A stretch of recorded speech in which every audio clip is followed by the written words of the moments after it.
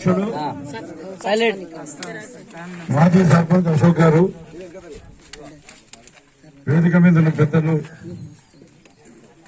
శ్రీనివాస్ గారు, శ్రీనివాస్ ఎంపీపీ గారు, vice MPP Ramesh Seth గారు, ఇంకా గురుపల్లి విజయ్ గారు, వెంకరెడ్డి గారు, శంకర్ గౌడ్ గారు, సురేష్ గౌడ్ గారు, అమర్ సేఠ్ గారు, సుభాష్ శంకరయ్య గారు, ఇంకా వెనకాల అంతా. ఇక ఎవరి పేరు చెప్పకుండా మీరేం ఫీల్ కాకండి దయచేసి.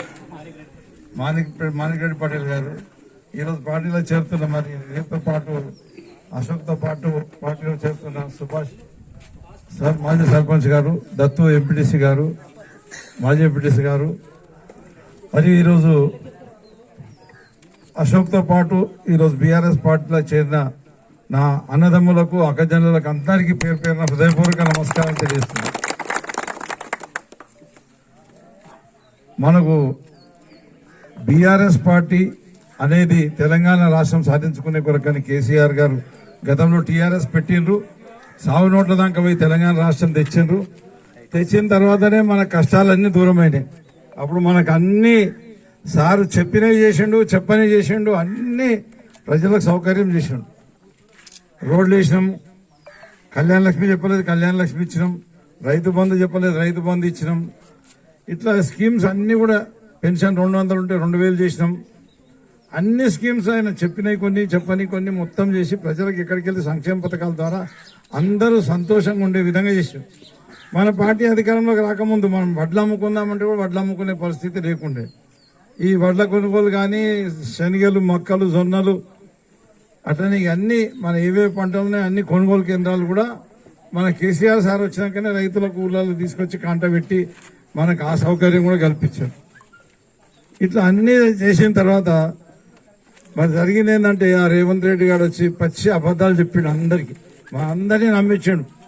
అబద్ధాలు చెప్పి నమ్మించి ముందుగా కూడా చెప్పినాడు, ఇవన్నీ చెప్తేనే ప్రజలు ఓట్లు వేస్తారు, నేను ప్రజల ఓట్లు వేసుకునే కొరకేం చెప్తున్నా, ఇవన్నీ చెయ్యని కూడా చెప్పిండు. అయినా సరే వాళ్ళ మాటలు నమ్మి మనం, అంటే మీరందరూ వేయకుండొచ్చు, మీరు మొదటి నుంచి న్యాయపడినారు వేయకుండొచ్చు, ప్రజలు నమ్మి ఓటేస్తే ఎంత మోసం జరిగిందంటే ఇక చెప్పుకోనికి వీల్లేదు.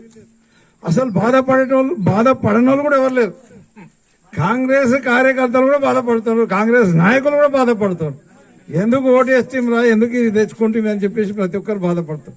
అన్ని వర్గాలు ఏమేమి చెప్పిండు, ఒక్కడు చెప్పిండా, రైతులకు చెప్పే మీకు 10,000 ఇస్తున్నావు కేసీఆర్, బిచ్చమా, 3 పంటలు పెడతాను, నేను 15,000 ఇస్తా అన్నాడు.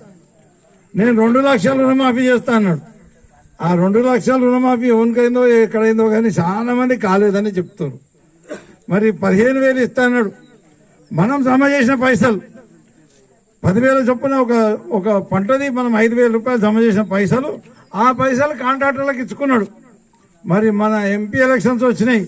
ఎంపీ ఎలక్షన్స్ రాగానే ఇక్కడ మనం కోతలు కోస్తున్నాం. అప్పుడు కోతలు కోసే టైం తీస్తే అవి ఎవరికి పనికి వస్తాయి, మిత్రులకు తెచ్చుకొని అప్పుడు మిత్రులు అనేటివి మర్చిపోయినాం. మనం బయట సాహుకారుల దగ్గరకు పోయి మర్చిపోయినాం.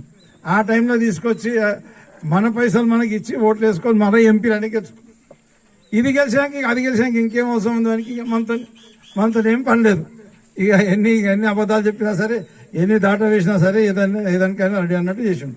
తర్వాత దేవుళ్ళ మీద ఒట్టు పెట్టుకున్నాడు, నేను రైతు బంధుకి మన రుణమాఫీకి టైం వరకు చేస్తా అని. ఎక్కడ ఎంపీ ఎలక్షన్ తిరిగితే ఎక్కడ దేవుడు ఉంటే అక్కడ దేవుని దగ్గర పోయిండు.